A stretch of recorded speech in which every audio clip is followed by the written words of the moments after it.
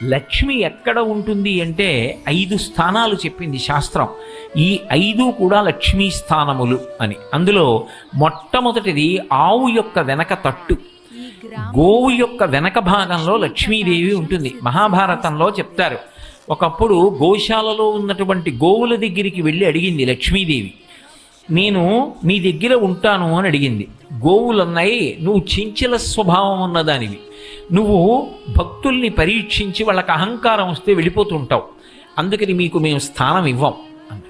కాదు కాదు, నేను అలా వెళ్ళడం వెనక రావడం వెనక ఒక తాత్పర్యం ఉంది, నేను లోకమాతని, నాకు స్థానం ఇవ్వకపోతే ఎలా అని అడిగింది ఆవిడ. అడిగితే అవన్నాయి, మా పేడ ఎక్కడ ఉంటుందో అందులో ఉండు, మా మలస్థానమునందు నివాసముండు. అందుకే గోవు యొక్క పృష్ఠభాగం ఒక స్థానమైంది. నేను చెప్పట్లేదు, వ్యాసుల వారు భారతంలో చెప్పిన మాట. కావాలంటే మీరు భారతం పరిశీలించండి. గోవు యొక్క వెనక తట్టు యందు లక్ష్మీదేవి ఉంటుంది. అందుకే ప్రతిరోజు ఒక్కసారైనా గోవు వెనక తట్టు వంక చూసినవాడు, గోవుకి ప్రదక్షిణం చేసినవాడు, ఇంటి ముందు గోవు వెళ్ళిపోతుంటే గ్రాసము అంటే చేత్తో ఇలా కాసిని గడ్డి పరకలు పట్టుకుని ఎవడు పెట్టాడో వాడు సాక్షాత్ జగన్మాత అయినటువంటి లక్ష్మీదేవి దగ్గర నిలబడి పాయసాన్నం తినిపించిన వాడే, ప్రత్యక్షంగా అమ్మవారికి పెట్టిన